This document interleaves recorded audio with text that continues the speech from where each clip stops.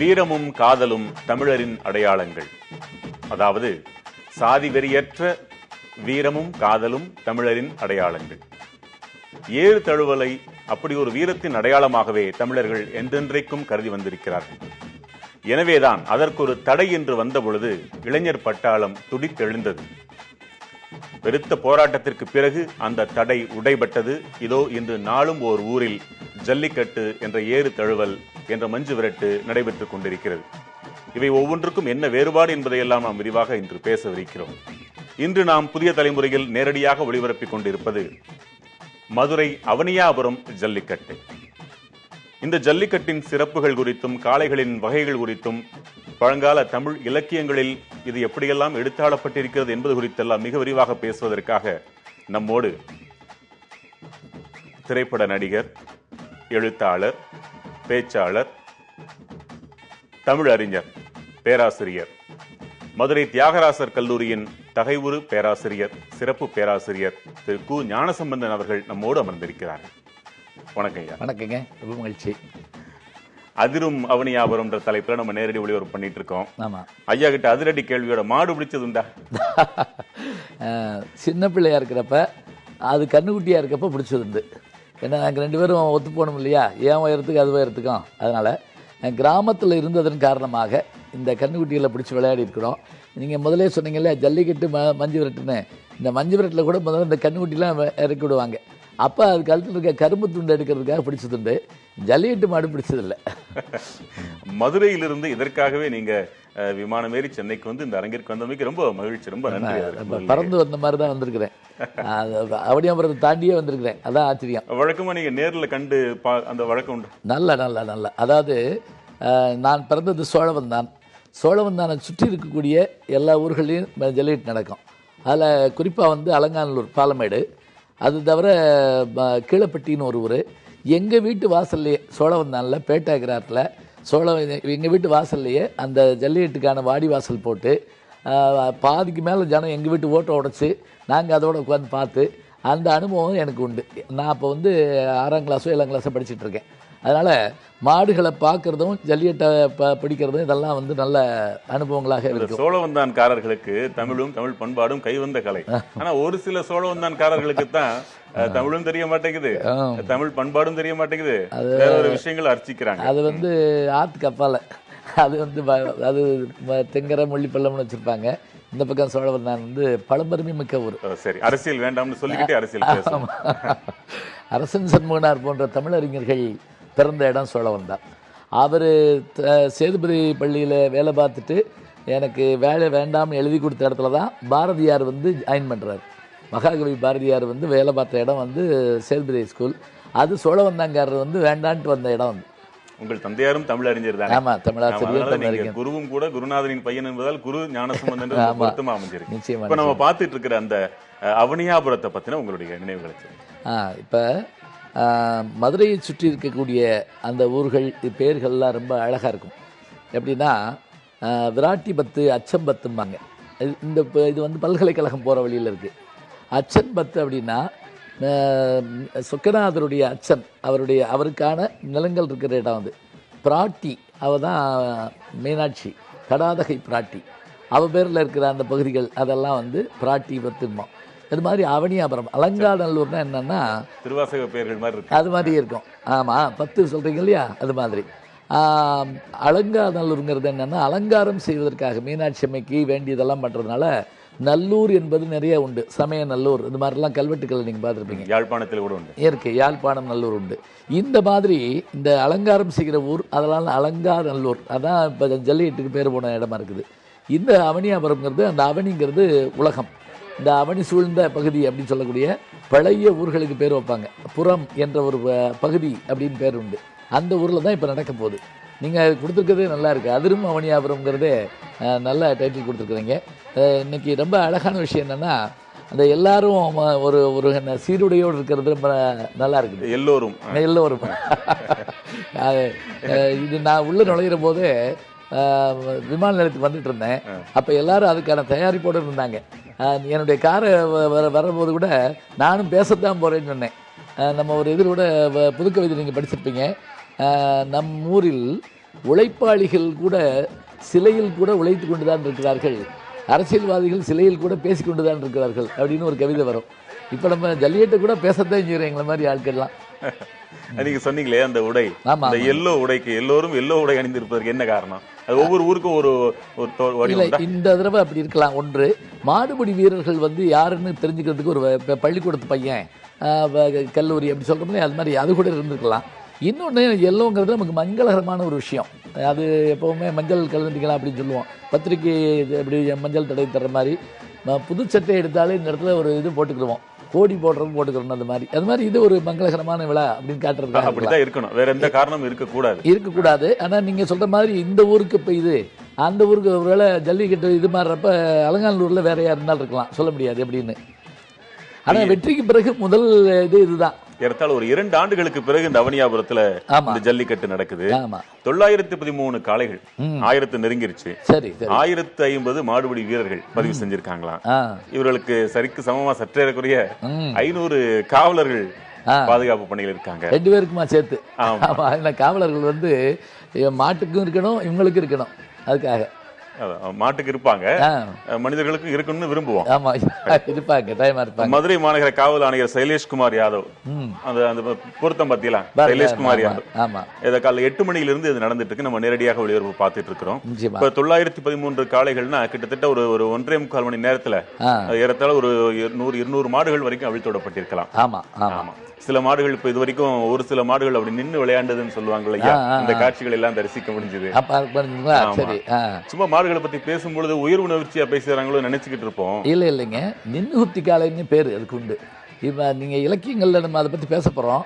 இருந்தாலும் இதுல கமலாபால் சரித்திரம்னு 2வது நாவல் தமிழ்ல கேள்விப்பட்டிருப்பீங்க. அதுல குள்ளப்புறம் ஜல்லிக்கட்டை பத்தி எழுதுவார். இந்த குள்ளப்புறம்ங்கிறது தான் வைகை டேம் பக்கத்துல இருக்கு. இந்த புதிய வார்ப்புகள் படத்தில் கூட பாக்கியராஜ் இறங்கி போகிற இடம் இருக்கிறது அந்த குள்ளப்புறம் தான். அந்த குள்ளப்புறத்தில் ஜல்லிக்கட்டு நடக்கிறப்ப காளை மாடுகளை பற்றி வரிசைப்படுத்துவாங்க. அதில் ஒவ்வொன்றுக்கும் ஒவ்வொரு வகையான பேர் இருக்கும். அதில் வந்து நின்று குத்தி காளைம்மா. நின்று குத்தி காலைன்னா என்னென்னு இப்போ நீங்கள் சொன்னீங்க இல்லையா, அது எதுக்கும் அஞ்சாது. அப்படி சுற்றி நின்று பார்த்துட்டு அப்படி அழகா ஒரு குத்துச்சுன்னா ஆள் ஓடி போயிடணும், அந்த மாதிரி இருக்கும். அதுக்காக எவ்வளவு சுவாரஸ்யமான தகவல். இதை போல நீ எவ்வளவு தகவல்களை நான் கேட்க போறேன். நல்லா இருக்கு. உங்கள்கிட்ட ஒரு மாணவரா உங்க பல்கலைக்கழகத்துல படிக்கிறதுக்கு வாய்ப்பு கிடைக்காம போச்சு. அதனால இன்னைக்கு ஒரு மாணவனா உங்களுக்கு மத்தியில மக்களா உட்காந்துக்கிறேன். ஆசிரியரா இருந்தா இவ்வளவு சந்தோஷமா பேச மாட்டீங்க. ஏதாவது கேள்வி வைப்போம், நான் கேள்வி வைப்போம், நீங்க போய்விடுவீங்க. அதனால இது நல்லா இருக்குது. மதுரை அவனியாபுரத்தில் ஜல்லிக்கட்டு நடைபெற்றுக் கொண்டிருக்கிறது. வாடிவாசலில் இருந்து திறந்து விடப்படும் காளைகள் சீறி பாய்ந்து வருகின்றன. எதிர்கொண்டிருக்கும் காளையர்களும் அதை அடக்குவதில் பெருமுனைப்பு காட்டி மகிழ்வோடு மற்றற்ற மகிழ்ச்சி அங்கே துள்ளி விளையாடி கொண்டிருப்பதை நாம் பார்த்துக் கொண்டிருக்கிறோம். நம்மோடு அரங்கில் பேராசிரியர் திரு கு ஞானசம்பந்தன் அவர்கள் இருக்கிறார்கள். தமிழ் இலக்கியங்களில் இது குறித்து என்னெல்லாம் எடுத்தாளப்பட்டிருக்கிறது என்பது குறித்தெல்லாம் விரிவாக இனி நாம் பேசலாம். சபாபதி படத்துல திருவாசகத்துல அந்த நாடகத்தால் உன்னடியார் போல அதுல சொல்லுவாரு. இப்படி விளக்கக்கூடிய தமிழாசிரியர்கள் பல பேரு சொல்றதுக்கு மன்னிச்சுக்கணும். இல்ல அது என்ன கிடைக்குது அறிவு. இல்ல அது என்னன்னா அவர் சொல்லுவாரு, அதை முதல்ல வாசிக்கிறப்ப அது வந்து பாட்டான், 2வது சொல்றதுக்கு பேரு உரையா. அது ரிப்பீட் நினைச்சிடக்கூடாதான், அதை வந்து அப்படியே விளக்குறாங்க. அதுக்கு அந்த நல்லா சொல்லிருப்பாங்க. இன்றைக்கு இந்த பிரச்சனை பெரிதானதுக்கு அப்புறம் கொல்லேற்று கோடஞ்சுவானை மறுமையிலும் புல்லால் ஆய மகள், மறுமையும் புல்லாலே ஆய மகள் இப்படி எல்லாமே இந்த ஒரு வரி கூட பரவலாக எல்லாரையும் சென்று சேர்ந்திருக்கிறதுனா உங்களை போன்ற தமிழறிஞர்கள் ரொம்ப மகிழ்வீங்க. இல்ல அதுக்கு நாங்க மட்டும் இல்ல, நாங்க வகுப்புல சொன்னதை நீங்க ஊடகத்துல கொண்டு வந்து உலகத்துக்கு கொடுத்துட்டீங்க. அதனால இப்ப சுவிட்சர்லாந்துல ஒருத்தர் கொல்லேற்று கோடஞ்சுவானைங்கிற ஒரு குறிப்பு கொடுக்குறாரு. ரொம்ப பெருமையா இருக்குது. அது கலித்தொகையில அது என்ன களியா? முல்லைக்களி. அதாவது குறிஞ்சி மலை சார்ந்தது, முல்லை காடு சார்ந்தது, அடுத்து மருதம் வயல் சார்ந்தது, நெய்தல் கடல் சார்ந்தது. இதுல பாலை நமக்கு கிடையாது. முல்லையிலையும் குறிஞ்சியிலையும் மழை பெய்யலைன்னா அது பாலையாகும் பாரு. முல்லையும் குறிஞ்சியும் முறைமையில் திரிந்து பாலை என்றொரு படிமம் கொள்ளுங்கிறது வார்த்தை. அதனால இது முல்லைக்களியில் வருது. முல்லைக்களிங்கிறது என்னன்னா கால்நடை சமுதாயம்னு வச்சுக்கோங்களேன். அடுத்தது மருதம் வந்து வேளாண்மை சமுதாயம், குறிஞ்சிங்கிறது வந்து வேட்டையாடுகிற சமுதாயம். இதுதான் நம்ம வரலாற்று முறைப்படி பார்த்தாலும் சரியா வர முடியும். இப்போ அந்த பாலை கூட பார்க்க முடியுது. டெல்டாவில் இன்னைக்கு பாலையும் பார்க்குறோம். பார்க்குறோம், ஏன்னா இங்கே வந்துருச்சுல்ல. அதனால அந்த ஒருத்தர் சொன்னாங்களே, நஞ்சை விளைவித்த தஞ்சையில் நஞ்சை சாப்பிடுகிறார்கள்ங்கிறவருக்கு மாதிரி ஒருத்தர் அந்த வருத்தத்தை சொல்லிட்டார்ல. அதனால நஞ்சை நிலம் வந்து நெல், வயல், கரும்பு இதெல்லாம் கொண்டது. அது இன்றைக்கு இப்படி ஆயிடுச்சேன்னு ஒருத்தர் வருத்தப்படுறாரு. ஒருத்தர் எழுதினார் அழகா, காவிரியை தாண்ட ஓடம் வேண்டாம், ஒட்டகம் போதும் அப்படின்னு இருந்தார். இதனுடைய தொடக்கம் என்னையா? காடுகளில் இருந்த காளைகளை வீட்டிற்கு அழைத்து வந்து பக்குவப்படுத்துவதற்காக முதலில் அதை பிடிப்பதற்காக சென்றார்கள். அப்படித்தான் இது தொடங்கி இருக்க வேண்டும்னு சொல்றாங்களே, உண்மைதானா? இல்லை, உண்மை என்னன்னா, இந்த டொமஸ்டிக் அனிமல்னு நம்ம ஒன்று சொல்லுவோம். மனிதர்களோடு இயைந்து வரக்கூடிய நாய், பூனை, பறவைகளில் சில வகை, இந்த அது மாதிரி இந்த மாடு, இதே வந்து இவனோட வந்துருச்சுங்கிறாங்க, கூடவே வந்தது. அப்படி வந்ததில் மனிதனுக்கு ரொம்ப பயன்பாடாக இருந்த குதிரை, மாடுகளில் பசுமாடுகள் வந்து பெண்களோடையும் காளி மாடுகள் ஆண்களோடையும் சேர்ந்துருச்சுங்கிறது நம்ம இதில் பார்க்குறோம். இதில் என்ன சிறப்பு அப்படின்னா, அந்த காலத்தில் வீரர்களுக்கு தான் பெண் கொடுப்பாங்க, அதான் மரபு. எதுக்காக கொடுத்தாங்க அப்படின்னா, இப்போ சங்க இலக்கியம் முழுவதும் ஹீராயிக் ஏஜ் அப்படிமா, வீர யுகம்னு அதை சொல்வார். கைலாசபதி சொல்கிறப்ப வீர யுகம். அது என்ன காரணம் அப்படின்னா, இன்றைக்கி சம்பாரிச்சா ஒருத்தன் வந்து பொருளாதார வசதியில் குடும்பத்தை காப்பாற்றுவான். அன்னைக்கு எதிரிகள்கிட்டருந்து, விலங்குகள்கிட்டருந்து, ஏன் பாம்புகள்கிட்டருந்து கூட தன்னுடைய குடும்பத்தை, பிள்ளைகளை காப்பாற்றுறதுக்கு அவனுக்கு தைரியம் வேணும். அந்த தைரியத்தை வர வைக்கிறதுக்காகத்தான் வீரர்கள் தேர்ந்தெடுப்பாங்க. அதில் முதல்ல ஜல்லிக்கட்டு தான். இன்னைக்கும் கோழைன்னு தெரிஞ்சா பொண்ணு கொடுக்க முன் வருவாங்களா? இல்லை, கோழைன்னு தெரிஞ்சாலும் அவர் சம்பளம் நல்லா இருக்குன்னு தான் கொடுத்துருவாங்க. அவருடைய சம்பளம் அது வீரமாயிருச்சு. அதுதான் இப்போ வீரமாயிருச்சு. மாப்பிள்ளை வேலை பார்க்குறாரான்னு கேட்டு பெர்மனெண்ட்டாக டெம்பரவரியான்னு கேட்டுக்கிறாங்க. பெர்மனெண்ட்டாகவே டெம்பரவரி தானாலும் பரவாயில்லன்றாங்க. அது என்னன்னு அப்புறம் பார்த்துக்கலாம் அப்படிங்கிறாங்க. இப்போ இந்த இடத்துல பேசுகிற விருந்தினரை இடைமறித்து இடைவெளி விடுறதான் பெரிய வீரம்னு நினைக்கிறேன். ஒரு சின்ன இடைவெளி எடுத்துக்கலாம். சிறு இடைவேளைக்கு பிறகு அதிரும் அவனியாபுரம் தொடர். உலக தமிழர் அனைவரும் மதுரை அவனியாபுரம் ஜல்லிக்கட்டை நேரில் கண்டுகளித்துக் கொண்டிருக்கிறோம். நம்மோடு அரங்கில் தகைசால் பேராசிரியர் திரு கு ஞானசம்பந்தன் அவர்கள் அரங்கில் இருக்கிறார்கள். ஐயா, கமலஹாசனோட நீங்கள் நடித்த அந்த மறக்க முடியாத திரைப்படம் விருமாண்டில சாமி மாடு வருது, அதுக்கப்புறம் சொரிலட்சுமி வளர்த்த அன்னமுத்து, அதெல்லாம் ஞாபகம் இருக்கு. அப்ப இந்த நேரடியா வர்ணனை பண்றாங்கல்ல, அதை உங்க குரல்ல கேட்கணும் போல ஆசையா இருக்கு. நல்லா அதுக்கு தான் நான் வந்ததே. என்னன்னா, நம்ம நேரம் ஜல்லிக்கட்டை பார்க்கறதுக்கு இந்த வார்த்தையும் சொல்லிடலாம் அப்படிங்கிறதுக்காக தான் வந்திருக்கிறேன்.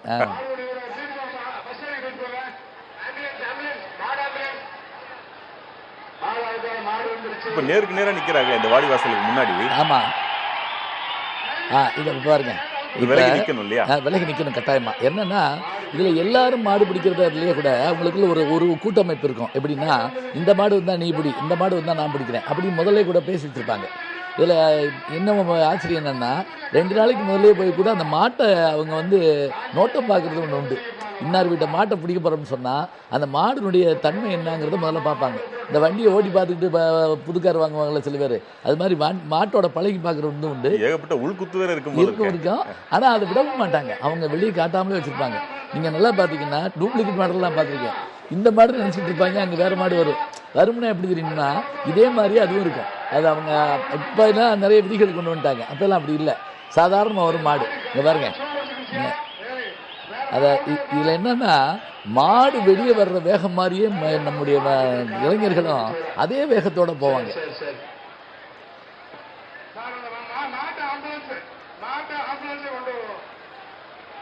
அதே மாதிரி அந்த மாட்டுக்கு ஹிஸ்ட்ரி சொல்லுவாங்க. இப்போ நீங்கள் கிரிக்கெட்டில் இறங்குறீங்க இல்லையா, அது மாதிரி இந்த மாடு இதுக்கு முதல்ல என்னென்ன செலீட்டில் கலந்துருக்குது, யார் யாரை இது பண்ணியிருக்குது, வீழ்த்திருக்கு அப்படிங்கிறது அந்த வரது பாருங்க.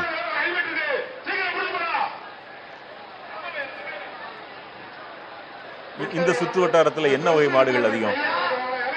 இல்லை, நாட்டு மாடுகள் தான் பெரும்பாலும். புலிகுளம் காளைகள் சொல்கிறாங்க, காங்கேயம் சொல்கிறாங்க. காங்கேயத்தில் கூட காங்கேயம் காளைகள் இங்கே பெரும்பாலும் இந்த பகுதியில் வராது, தென்பகுதியில். அது பூரா ஈரோடு, கோயம்புத்தூர் மாவட்டத்தில் தான் இருக்கும். இந்த பகுதிக்கான நாட்டு மாடுகள் இருக்கும், அது வளர்க்குறது. இல்லாட்டி சில பேர் போய் வாங்கிட்டு வந்து பழக்குவாங்க ஜல்லிக்கட்டு மாடு. இன்னொன்று, நீங்கள் இந்த கிடமாடுன்னு ஒன்று சொல்லுவாங்க. கிடமாடு என்னன்னா, காடுகளில் மேய விடுறது. அதில் அந்த கண்ணு குட்டியை பார்த்த உடனே கண்டுபிடிச்சிக்குவான், இது வந்து ஜல்லிக்கட்டு மாடாக வரும் அப்படிமா. நம்ம நல்லா படிக்கிற பயில பார்ப்போம் பார்த்தீங்களா, அது மாதிரி பார்த்த உடனே கண்டுபிடிச்சிக்கலாம். சிலது வண்டி மாடு, இதுக்கு தான் அப்படிமோ, அது மாதிரி இதை பார்த்த உடனே கண்டுபிடிச்சிடலாம். அந்த பாருங்க, இதுக்கு பாதுகாப்பு நம்ம முதல்ல பேசுகிற மாதிரி அந்த கால்நடை மருத்துவர் அங்கே வந்திருக்காரு. எப்படி இவங்களுக்கான இப்போ குத்துப்பட்டா உடனே ஒரு டாக்டர் வேணுமோ, அது மாதிரி விருமாண்டி படம் பண்ணுற போது கூட ஒரு ஆம்புலன்ஸ் நின்றுட்டு இருந்தது. எது சொல்லுவீங்க? ஆமாம், அது தயாராரு பார்த்துக்கா அப்படின்னு சொல்லி. அதில் ஆச்சரியம் என்னென்னா, முதல் குத்தே கமலஹாசன் தான் வாங்கினார். அதை அப்படின்னு வருது இதில். உண்மையிலேயே நான் மேலே நின்னேன். அது வாங்கி படக்குன்னு இது பண்ணிவிட்டு உடனே ஒரு தையல் போட்டு ஒரு இதை சரி பண்ணிட்டு திருப்பி வந்துட்டார். அப்படியே இப்போ நீங்கள் கேமராவுக்கு பயந்த அளவு கூட அவர் மாட்டுக்கு பயப்படல, நீங்களே சொல்லியிருக்கீங்க. அது உண்மைதான். அதில் இன்னொன்று அதில் என்ன பண்ணாங்கன்னா, கேமராமேனுக்கு வந்து ஒரு கூண்டு செஞ்சாங்க. எதுக்காகன்னா, மாடு ஓடியாந்து அவரையும் கேமரா வச்சு தள்ளி விட்டுறக்கூடாதுங்கிறதுக்காக அந்த கூண்டில் கேமரா வச்சுட்டு, அதாவது ஏறத்தாழ 100 பேர் அவருக்கு பாதுகாப்பு இருக்கிற மாதிரி, ஏன்னா எடுக்கப்படுற காட்சி மாதிரி அது பாதுகாப்பாக இருக்கணும் அப்படிங்கிறதுக்காக கேமராமேன் காட்சிப்படுத்தப்பட்ட ஒரு மனிதனாக. இதில் அந்த அங்கே பாருங்க, இதில் அந்த அந்த சிமிழை தவிர வேற எதையும் தொட மாட்டாங்க. அந்த கொம்பை பிடிச்சி அடக்கிறதுங்கிறதுலாம் ரொம்ப ரேர் தான். அது எது மாடு அடங்குமோ, இப்போ நீங்கள் யானைக்கு சொல்லுவாங்க இல்லையா, அதனுடைய பலத்தை தெரிஞ்சு அந்த இடத்துல கை வச்சோம்னா நின்றுக்கிறோம் அப்படிப்பாங்க. வர்மக்கலை மாதிரி தான் இது ஒரு வகையில். வாளை பிடிப்பது மாடுபிடி வீரர்களுக்கு ஒரு தாழ்ச்சின்னு தானே அவங்க உணர்வு. நிச்சயமா அது தும்ப விட்டு வாழை பிடிச்சாங்கிறது ஒன்று சொல்லுவான். அது வந்து அது எப்படின்னா, அத்துக்கிட்டு ஓடுற மாட்டை முன்னாடி போய் பிடிச்சிட்டோம்னா நின்றுக்கலாம், அதுதான். அது வாழை பிடிச்சோம்னா தமிழஞ்சு இழுத்துட்டு போயிடும். அது வாழை பிடித்தால் அதனுடைய காலில் மிதிபட்டு கீழே தான் விடணும். மட்டும் இல்லை, வாழை பிடிக்கிறதுக்கு வந்து புறமுதுகு காட்டுறவன், இப்போ இந்த ஓடுறவன் அடிக்கிறான் இல்லையா, அந்த கதையாகி போகும். அதனால அதை ஏற்றுக்கிற மாட்டாங்க இந்த மாட்கள்.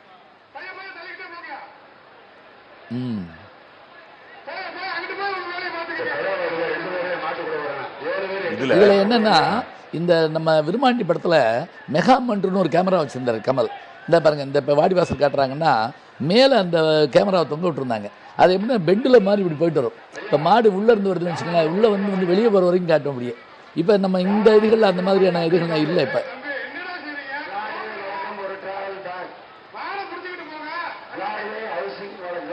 இந்த வர்ணனை அங்கே கொடுக்குறாங்கல்ல. ஆமாம் ஆமாம் ஆமாம். அவங்களுக்கு என்ன ஒரு திருவிழுத்தூர் ஆண்டாள் கோயில தேரோட்டத்துக்கு ஒருத்தர் வர்ணனை கொடுப்பாரு. அது ஒரு விதம், இது ஒரு விதம், இப்படி விதவிதமா பாருங்க உள்ள அடையாப்பா. அப்ப இந்த பாருங்க, ஒருத்தர் பிடிக்க ஆரம்பிச்சாருன்னா மற்றவங்க வந்து எல்லாம் விளையாண்டு நிற்கிறாங்க. இது எல்லாரும் போட்டு அமுக்கிறதுலாம் கிடையாது. இப்போ பல பேர் நினைக்கிறாங்க ஒரு மாட்டை இத்தனை பேர் போட்டு, அப்படிலாம் இல்லை. ஆரம்பிப்பாங்க, யார் கையில் வசமாக சிக்குதோ அந்த வீரரை தவிர்த்துட்டு மற்றவங்களாம் வெளியில் வந்துடுவாங்க. அவரும் என்ன செய்வாருன்னா, வீடு வரைக்கும் கட்டிட்டுலாம் போக மாட்டார். ஒரு எல்லை இருக்கும், அந்த ஒரு கோடு இருக்கும், அந்த கோடை தாண்டி போய் பிடிச்சா அதில் கிடையாது. இப்போ நீங்கள் இந்த கபடி விளையாட்டில் ஏர்கோடு இறங்கோடுன்னு சொல்லுவோம். இந்த ஏர்கோட்டை தொட்டுட்டு வா அப்படிமா சில பேர். அது மாதிரி இதில் வந்து ஒரு இது வச்சுருப்பாங்க, ஒரு கம்பி கயிறு கட்டிருப்பாங்க, அதை தாண்டி போயிடுச்சுன்னா விட்டுறணும். அதேப்பா பிரமாதமாக இருக்கும். அந்த நீங்கள் கேட்டீங்க இல்லையா, இந்த வர்ணனையாளர்கள் வந்து இவங்களுக்கு வந்து 2-3 விஷயம் தெரியணும். மாறுபாடாக சொல்லிடக்கூடாது, ஏன்னா மைக்கில் சொல்கிறவங்க. அதனால் மாட்டை பற்றி சொல்கிறப்ப, பிடிக்கிறவங்கள பற்றி சொல்கிறப்ப இது கொஞ்சம் அனுபவம் வாய்ந்தவங்க இருப்பாங்க. பெரும்பாலும் உள்ளூர் வாத்தியார்கள் வருவாங்க நம்ம, ஏன்னா மேலே தான் நிற்கிற பயம் இல்லாமல், அதுக்காக அங்கேயும் வாத்தியார்கள் தானே. இல்ல ஊர் பெரியவர்களே இருப்பாங்களோ? இல்ல, ஊர் பெரியவங்களும் இருப்பாங்க. சொன்னா கட்டுப்படத்தக்க அளவுல பேச்சு. அது வந்து அவங்க டோன் தனி. அவங்க வந்து என்னன்னா ஆர்டர் கொடுக்குற மாதிரி இருக்கும். அவன் நிப்பாட்டுறா அப்படின்னா அதை நிப்பாட்டுவாங்க. இந்த மாட்டை விட்டுரு அப்படின்னா அது மாதிரி. சாமி மாடுமாங்க, அது அந்த சாமி மாடுங்கிற விஷயமே அழகா இருக்கும். அது எதுக்காகன்னா, ஜல்லிக்கட்டு மாட்டில் அது வந்து வந்தால் மங்களகரமான விஷயம்னு அர்த்தம். இப்போ நீங்கள் பொண்ணு பார்க்க போகிறீங்க, மற்றதுக்கு போகிறீங்க அப்படின்னா உடனே அது முன்னாடி மாடு வந்துச்சுன்னா நம்ம நல்லா இருக்க முடியும். நான் இப்போ ரொம்ப நாள் கழிச்சு ஒரு ஃபெயிலெலாம் ஆகி திரும்பி படிக்க போனேன். அப்படி போகிறப்ப எங்கள் அப்பா என்னை கூப்பிட்டு போகிறாரு. நீங்கள் ஃபெயிலும் ஆனீங்களா? அங்கே நின்னளவுக்கு ஆனவன் உலகத்துலேயே கிடையாது. அதெல்லாம் ஆயிருக்கேன். அங்கே வருங்க, அந்த மாடு அது நிற்கிற ஸ்டைலில் பாருங்க, அடையாப்பா யாருக்கிட்ட வரல. அது பார்க்குது என்ன செய்யுது இல்லை, அது என்னன்னா, இதுக்கு இவ்வளோ பேர் அதுக்கு தெரியலை, அது இப்படி பார்த்துருக்காது. அதுக்காக ஒரு இதை இது பண்ணது. அது அப்படியா சொல்றீங்க? ஆமாம். அல்லது குறிப்பிட்ட ஒரு 1-2 பேரை எச்சரிக்கை ஒண்ணுதான் இருக்கலாம், அப்படி கூட இல்லை. மாட்டுக்கு மனுஷனுக்குமான அந்த இது நல்லா இருக்கும். பிடிச்சிருவேன் நீ என்னைய அப்படிங்கிற மாதிரி கொத்தமங்கலை சுப்பு எழுதுவார் அந்த அவருடைய இதில். நீ பிடிச்சிட்டு பார்ப்போம் அப்படின்னு அந்த மாடும் உன்னை பிடிக்காம விடுவா பாரு அப்படின்னு அவங்களுக்குள்ள ஒரு பேச்சுவார்த்தை இருக்குமா. இங்க பாருங்க, அது போற போக்க பாருங்க. இது ரெண்டுக்கு இடையில இதனுடைய விளைவாக பரிசாக ஒரு காதல் மனையாள் கிடைத்தால் அந்த வேகம் வேற. ஆமா, இப்போ வந்து பரிசு பொருட்கள் வடிவம் மாறிடுச்சு இல்லையா? இப்ப இந்த வட்டம் காரெல்லாம் அறிவிச்சிருக்காங்க. இப்ப புது இது பிடிச்சிட்டீங்கன்னா பெரிய கார் அப்படின்னு சொல்லிட்டு. இல்ல, அது என்னன்னு கேட்டீங்கன்னா, அன்னைக்கு வந்து பெண் பார்க்கும் படலம் மாப்பிள்ளை பார்க்கும் படலம்ங்கிற மாதிரி இது இருந்தது. அவங்கெல்லாம் மேலே நிற்பாங்க. அப்போ அந்த பெண்ணு கண்ணிலே கூட கேட்பான், எங்க பிடிச்சிட்டு பார்ப்போம் அப்படின்னா அடுத்த நிமிஷம் கும்பலை தவிடுவான். கண்ணின் கடைப்பார்வை காதலியர் காட்டிவிட்டால் மண்ணில் குமரருக்கும் மாமலையும் ஒரு கடுகாம்னா, மலை என்ன மாடை எனக்கு பிடிச்சிடுவேன் அப்படிங்கிற மாதிரி. ஏன்னா மலை கூட ஏறி இறங்குனது. இது கொம்புக்கு நடுவில் போகிறதுனா சாதாரணமா? பெரும்பாலும் மாடுகள் இப்போ இந்த அரங்கின்றி வட்டாடியற்ற அரங்கத்திற்குள்ள மட்டுமே இது ஆடக்கூடிய மாடுகள், அதுக்கு தெரியுமோ, அந்த எல்லை தெரியுமோ? நல்லா தெரியும். இப்போ நீங்கள் இது இப்போ ஒரு மாடு புதுசாக வர்றதுங்கிறது ரொம்ப குறைச்சி. பெரும்பாலும் பழக்கப்பட்ட மாடை இது எங்கே பழக்குவாங்கன்னா, இப்போ இங்கே மஞ்சு விரட்டு கேட்டீங்க இல்லையா, மஞ்சு விரட்டு விட்டுட்டோம்னா ஓடிடும், அவ்வளோதான். அதில் தனியாக அதோட வேகத்துக்கு ஓடி போய் விரட்டி பிடிக்கணும், அவ்வளோதான். இப்போ ஒரு இடத்துல வரைக்கும் விட்டு வந்துடுவாங்க. இது அப்படி இல்லை. இன்னொன்று, இந்த வாடிவாசல் ஸ்டைலில் இருக்காது பல இடத்துல. சும்மா கதை திறந்து விட்டோன்னே அது பாட்டுக்கு வெளியே போகிற மாதிரி போகுமே, போகிற மாதிரி போகும். இந்த வாடிவாசலில் தான் அதுக்கு பழக்கம் இருக்கணும். அந்த மாடு கூட்டத்தை கண்டு மிரளாமல் இருக்கணும். தேவையில்லாத ஆளை குத்தாது முதல்ல. அது ரொம்ப பேருக்கு தெரிய மாட்டேங்குது. அது எங்கே போய் இதாகிடுன்னு சொன்னால் மிரண்டுச்சுன்னா இதாகும் மாடு. அதுக்கு மிரட்சி ஏற்படக்கூடாது, அப்போ தான் குத்த வரும். குத்துனாலும் கையெடுத்து கும்பிட்டா விட்டுருங்காங்களே. இல்லை, அப்படின்னு தெரியல. அது என்னன்னா, கண்ணில் கோபம் பாவம் தெரிஞ்சுக்கிறோம். இப்போ நீங்கள் விவேகானந்தரை பற்றி சொல்கிறப்ப, அவர் காசியில் போகிற போது நிறைய குரங்குகள் விரட்டுது. அவர் பயந்து ஓடுறாரு. அப்போ ஒரு சன்னியாசி நில், மிருகத்தை எதிர்த்து நில் அப்படிங்கிறார். இவர் திரும்பி அந்த மிருகத்தை பார்த்த உடனே அது அப்படியே பின்வாங்கிச்சான். அப்படியே இப்போ நம்ம கண்ணில் பயம் தெரிஞ்சால் அதுக்கேற்றபடியே அது மாறும். வீரம் தெரிஞ்சால் வாடா அப்படின்னு ஒரு பார்வை பார்க்கும். அதாவது மோதிரவனை தான் அது பெரும்பாலும் அது பண்ணும். இன்னொன்று, மாடுபிடி வீரர்கள் சரியான ஆட்கள் குத்து வர மாட்டான். நீங்கள் இன்னும் கூட நீங்கள் இதில் பார்க்கலாம், டக்குன்னு படுப்பாங்க. அப்படியே படுத்துட்டாங்கன்னு வைங்களேன், மாடு குத்த முடியாது. அதுக்கு அவ்வளவு ஸ்பீடாக வந்த வேகத்துக்கு தர வரைக்கும் கொம்ப கொண்டு போக முடியும். எப்படி நீங்கள் அதுக்கு பயிற்சி கொடுக்கும்போது கீழே தரையில் உள்ள மண்ணை கழுத்தி தானே அது பயிற்சி கொடுக்குறாங்க? மண்ணை குமிச்சு மண்ணை கிளறதுன்னா அது தரைக்கு போக முடியாது. அது முகம் முன்னாடியில் இருக்குது. இப்போ நமக்கு உள்ளடங்கினதுனால தான் நம்ம பெருநா வளர்ச்சியில் இவ்வளவுதான் இருக்கும். இல்லைன்னா இப்படி இருந்தால் என்ன ஆகுறதுனால அதுக்கு சைடில் இருக்கும் கண். இப்போ நம்ம ரெண்டையும் ஒன்றா பார்க்குறோம். குதிரைக்கும் மாட்டுக்கு என்னென்னா, இந்த பக்கம் விஷன் வேறு, இது வேறு. நமக்கு ரெண்டையும் ஒருங்கிணைச்சு ஒன்று தான் தெரியும். ரெண்டு கண்ணாக இருந்தாலும் இது ஒன்று தான், பொருளை ஒன்று தான், இமேஜ் ஒன்று தான். அதனால இப்போ பழைய இந்த செவலக்காலை, அப்புறம் வெள்ளை புள்ளிக்காலை, கருப்பு புள்ளிக்காலை, இப்படி பல காளைகள் இப்போ நம்ம பார்த்தது ஒரு கருப்பு காளை ஒண்ணா பார்த்தோம். ஆமா, முழுக்க ஆச்சரியமா இருக்கும். ஏதோ இந்த சிந்துச்சமொழி நாகரிகத்தில் அந்த கிடைச்ச முத்திரை டெல்லி தேசிய அருங்காட்சியகத்தில் எப்படி இருக்குதோ அதே வடிவம் இன்னைக்கு வரைக்கும் இருக்கிறது. அது காரணம் என்னன்னா, அதுல பெரும்பாலும் கலப்பு இல்லை. அதுதான் காரணம். இப்போ இந்த மாடுகள் இப்படியே இருந்தது தான் காரணம். இப்போ நீங்கள் இந்த பைலிங்குவல்னு சொல்லுவோம். நாகர்கோவில் பக்கம் மலையாளம் கலந்து பேசுவாங்க, ஒசூர் பக்கம் கன்னடம் கலந்து பேசுவாங்க. மதுரையில் பெரும்பாலும் இல்லை, ஏன்னா பக்கத்தில் வேற ஸ்டேட் இல்லை. அதனால இங்கதான் ரோமாபுரிக்கு தொடர்பு இருந்தது. அது இருந்தது. தொடர்ந்து பேசலாம். ஆமா, ஒரு சிறிய இடைவேளைக்கு பிறகு அவனியாபுரம் அதிர்வதை நாம் தொடர்ந்து பார்க்கலாம்.